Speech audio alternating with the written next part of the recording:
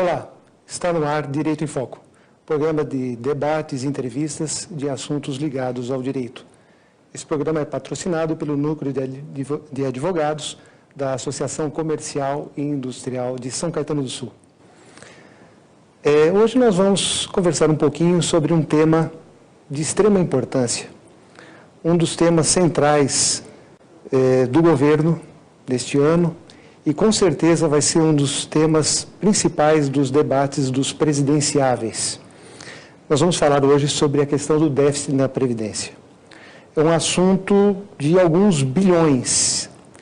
Está sendo divulgado, ou foi divulgado pelo governo, que o déficit da Previdência no ano passado foi de 268 bilhões de reais.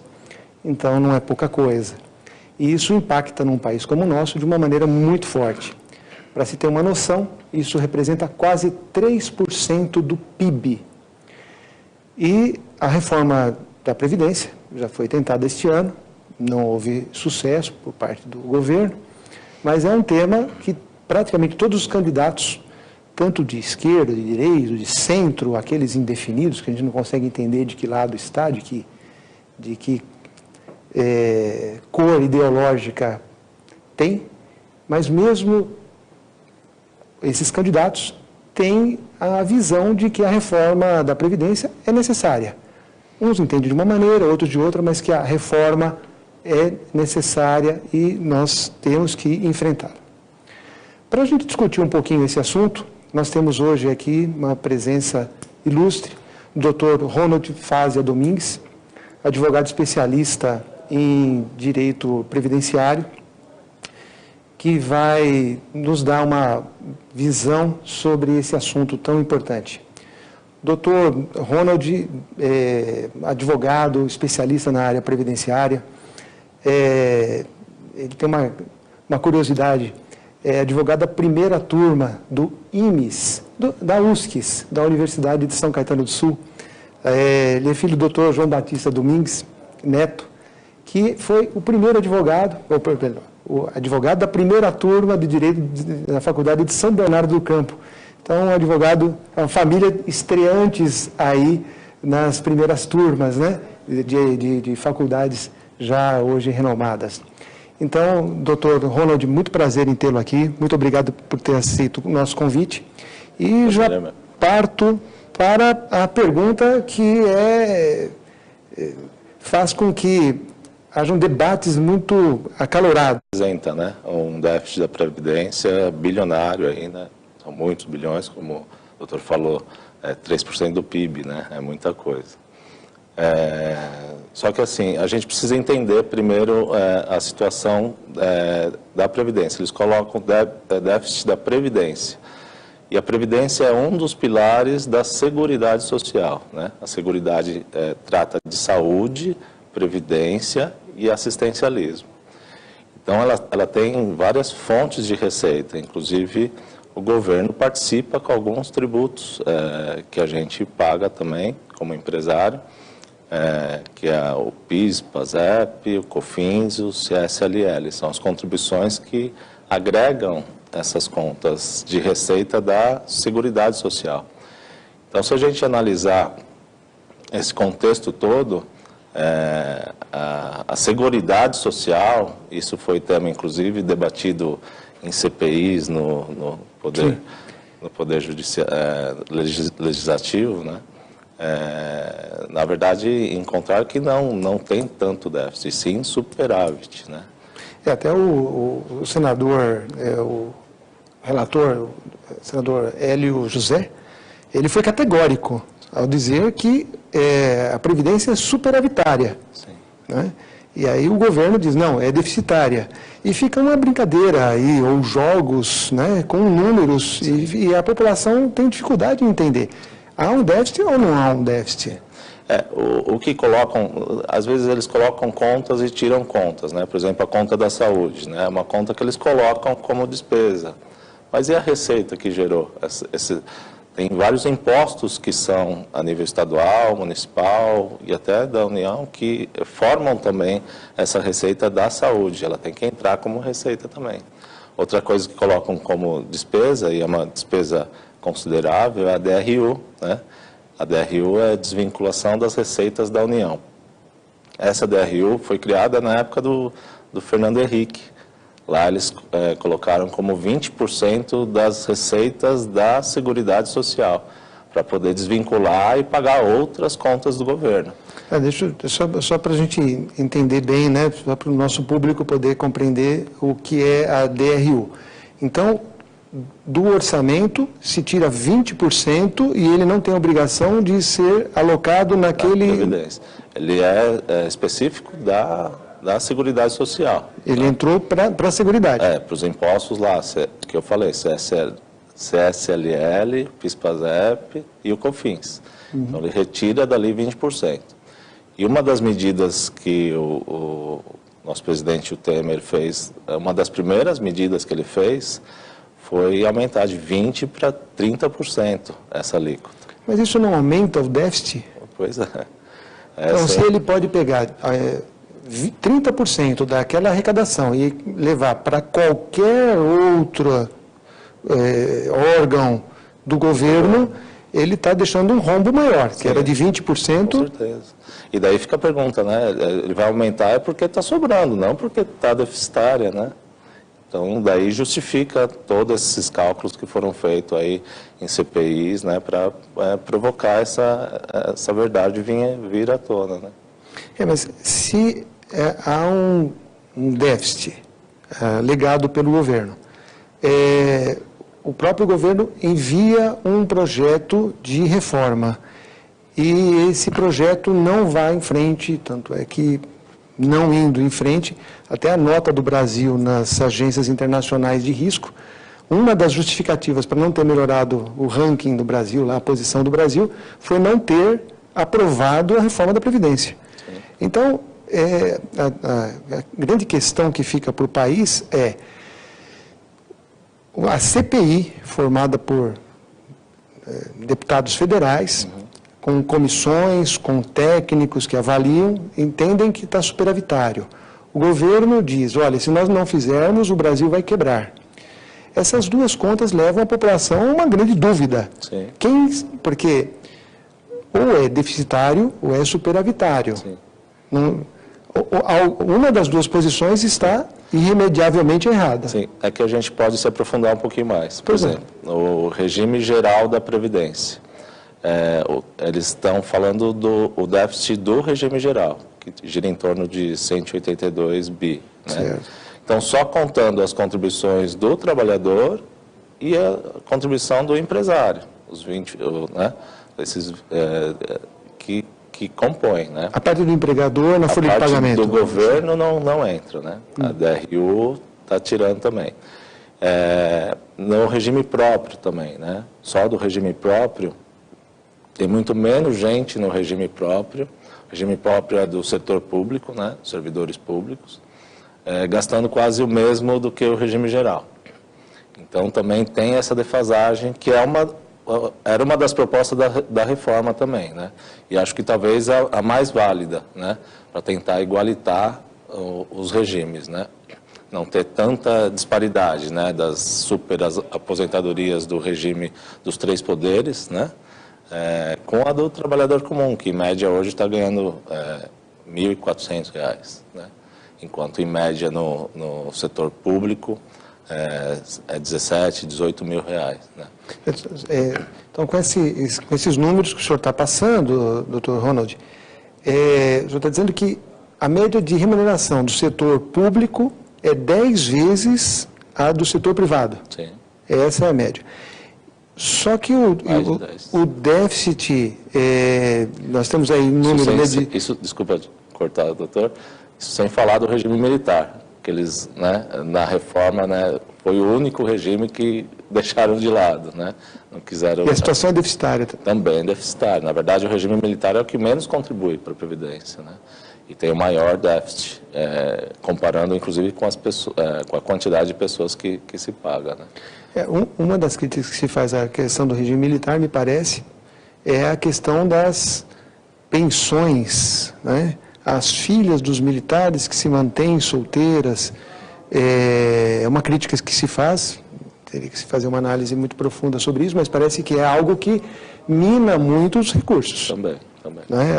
As pensões, as aposentadorias, mais do que o próprio regime dos aposentados e tal. Sim. Porque parece que isso se perpetua. Sim. Né? E faz sentido em épocas de guerra, né? Que os filhos não vão ter mais sustentabilidade, né? E os militares vão ter que ir para o fronte e vai se pagar a pensão. Caso contrário, não, né? Então, seria uma proteção em épocas, né, de guerra, e não em situações comuns, né, como a gente enfrenta aqui. Mas são todas questões, isso sem falar, a gente entraria num outro tema também, das dívidas que o INSS tem, né?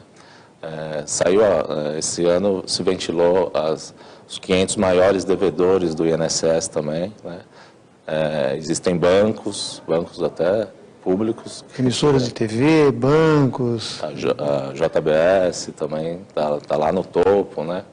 E das dívidas, uma parte se renuncia, o governo renuncia, se não me engano, em torno de 270 bi nos últimos 6 anos. Isso dá, em média, 45 bi por ano que se renuncia através dos programas de refins. Ultimamente saiu um PERT, né, que foi o Super Refins, né? Uhum. Que é uma redução da dívida e o seu parcelamento. Sim.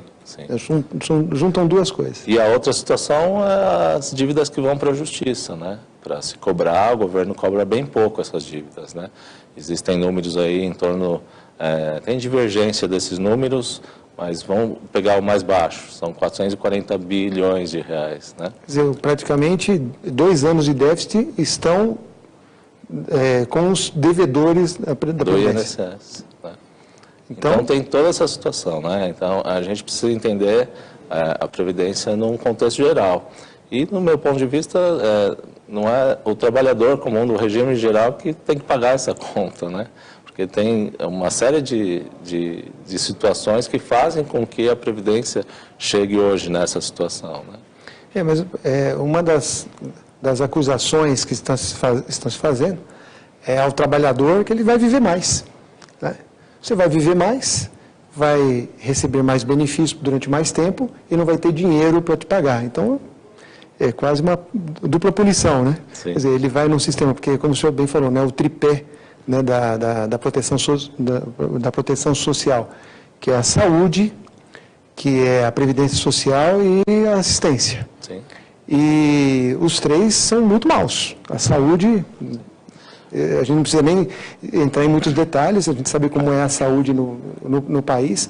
O serviço de assistência é deficitário, não consegue alcançar toda a população, principalmente os mais necessitados. E o sistema da Previdência está aí com esse risco, né, de termos a quebra da Previdência. É isso que está se colocando. Só uma parte, rapidinho, a questão do assistencialismo, a Previdência Social no Brasil e no mundo todo, ela se iniciou com o assistencialismo. Ela começou através do assistencialismo. Por um bom tempo aqui no Brasil não teve. E se tem um ponto bom do último governo, anterior ao do Temer, foi que se criou muitos programas assistenciais. Eu estava fazendo a conta, mais de 25 programas assistenciais. O Brasil tem uma história, né, de assistencialismo, desde antes dessa Constituição, da atual Constituição, e o artigo 194 e 195, 195 e 196 da Constituição já coloca isso como uma condição. Isso é importante, mas não tem chegado a todos que necessitam da maneira. Porque, inclusive, esses programas assistencialistas, muitos deles são acusados ou são criticados por não ter os métodos de saída. Sim. Tem os métodos de entrada e não de saída. A gente tem que comemorar as saídas, né? As saídas. Quantos mais conseguem não necessitar desse assistencialismo.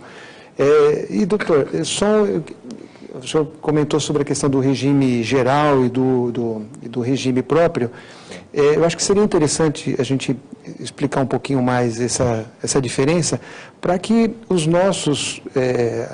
as pessoas que estão nos assistindo possam chegar a uma conclusão de fato, né?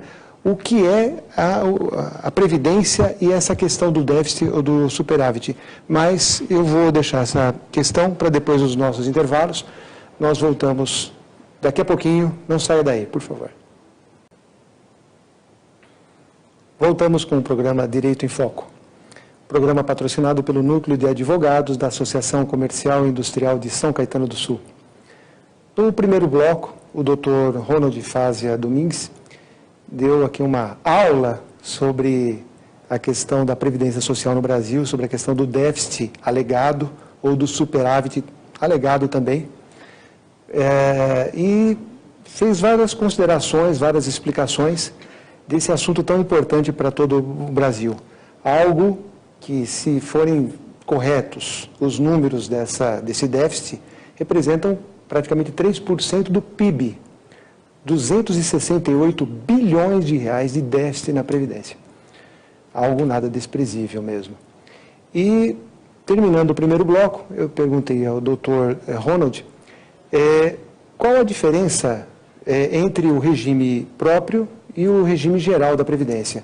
Porque me parece que essa caixinha escura e fechada, né, da Previdência, que dá essas diferenças, se é superavitário em 100 bilhões, em 200 bilhões é débito, enfim, tudo isso me parece que passa por essa questão conceitual do que é o regime próprio e do que é o regime geral. Então, doutor, nos esclareça, ou esclareça aí aos nossos espectadores, o que é essa diferença e por que ela é tão importante para a gente entender a situação da Previdência Social no Brasil. Bom, basicamente a diferença entre os dois regimes, o regime geral é o do trabalhador comum, né, que é registrado em carteira e que tem lá o desconto do INSS na carteira, né. Quem está trabalhando na economia informal não tem esse direito, né, não entra para o regime geral. Já o regime próprio, ele é do funcionalismo público, né, daí a gente pode citar os três poderes, né, que eu comentei, Poder Legislativo, o Judiciário e o Executivo, né? E alguns setores também as autarquias, né? Todos os cargos comissionados de governo, algumas estatais também com essas que se adequam ao regime próprio, né? Tem estatais que são mistas, né? Tem regime próprio e regime geral. Né? Só para a gente esclarecer essa questão. São os estatutários e os seletistas, é isso? Podemos colocar dessa maneira? Isso. Então, perfeito. O seletista vai no regime geral e o estatutário no regime próprio. E aí, dependendo... Aí mudam-se os tetos, né? No regime geral, o teto hoje está 5.650, por aí. Esse teto é o valor máximo de contribuição e de recebimento. Uhum. E no regime próprio, esses tetos, dependendo da situação, do poder, ele varia, né? Recentemente, o Supremo Tribunal Federal aumentou o reajuste dele de teto, né? Se não me engano, estava em 36, eu sou ruim de números, parece que iria para 39 mil, né? E isso vai ter um efeito cascata aí no Poder Judiciário, né? E isso vai afetar diretamente os cofres do INSS também. Porque mesmo o senhor não lembrando exatamente qual é o valor do teto, com certeza é muito diferente do teto do regime geral, né? Sim. 5 mil e pouco para 30 mil. Quase 40 mil. Agora, né? Então, a questão da reforma da Previdência, um dos pontos melhores da reforma é tentar igualar esses sistemas, né? Não deixar tão distante um do outro, por um lado. E, por outro, o governo muito inchado de pessoas, né? Tem pessoas que no setor público ganham muito mais, 7 vezes ou até 10 vezes mais um garçom. Lá em Brasília ganha muito mais do que um garçom na iniciativa privada, né? Então tem isso também tem um reflexo no INSS nas contas, né? Agora, é uma reforma que ela talvez seja necessária, todo mundo entenda de que não é possível que brasileiros tenham um teto de benefício de 5 mil e pouco e outros tenham um teto de benefício de 40. Que é difícil. Só que todo mundo tem a sensação de que tem alguma coisa errada nisso. Agora, nós, para chegarmos numa reforma que equilibre essa situação, nós teríamos que dizer, ou para esse de 5, que o teto dele passa a ser 40, e aí eu acho que quebra, não precisa fazer muita conta, o sistema não aguenta, e fazer com que esse que tem o de 40, baixar para 5. Então, eu acho que nós temos um problema sério, porque nenhum candidato vai conseguir... E tem a questão do direito adquirido também, né, que não pode ser infringido, né? Então, as pessoas que estão nesse sistema, até se tiver uma mudança, né, tem que... Tanto que a proposta de aumento de idade para o regime geral, ela finalizaria em 2038, né, com 65 anos de idade, né? A proposta era para que acabasse a contribuição, a aposentadoria por tempo de serviço, né, e ficasse só por idade. Né? Hoje tem a mista, né? Hoje tem as mistas ou a só por idade também, né?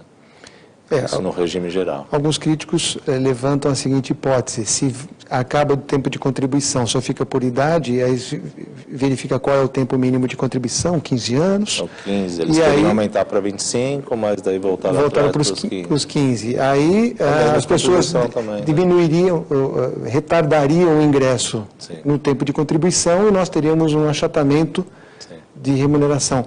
Parece um tema um pouco complexo e o que me preocupa um pouco, não sei se é a sua impressão, o senhor que é especialista, é que me parece que os presidenciáveis não parecem estar muito seguros e com conhecimento sobre esse tema. Sim, é um tema que precisa se aprofundar, na verdade, né? E a gente tentar refletir sobre os interesses de o porquê, se é superavitária, de uma reforma da Previdência, assim, sem um debate claro e amplo, né? Eu acho que tem que chamar a sociedade para debater o que né? Os órgãos, né? OAB, a Associação Comercial, para estar debatendo sobre esses assuntos que são de extrema importância, né? Para a gente entender de fato o que está por trás disso. Né? Eu tive curiosidade de pesquisar, inclusive, a agenda do ministro da época da Previdência antes da reforma, né? Porque é pública a agenda deles, né? Sim. E foi reunião com o bancário, né? Com os banqueiros. Os banqueiros têm a preferência lá. Por quê? Porque, na verdade, a Previdência privada é que, assim como o modelo americano, né? Tem muito a Previdência privada lá, mas é cultural isso, né? Aqui, esse bolo, essa fatia aí da Previdência, que no todo da Seguridade Social são 730 bilhões por ano, né? Esse dinheiro que acho que os bancos estão querendo puxar. Pois é. É muito dinheiro e a gente percebe, pelo menos nos órgãos principais do governo que tratam desse assunto, na Câmara, no Senado e nos presidenciáveis, uma falta de conhecimento ou nata ou de forma proposital, porque a população realmente não consegue acompanhar esses números e surgem todas essas divergências de opiniões. Se é superavitário, como disse o senador Hélio José na CPI da Previdência, ou se é deficitário, como dizem muitos do governo. Esse é um assunto extremamente complexo e importante. Nosso programa é extremamente curto, lamentavelmente, e infelizmente temos já que encerrar.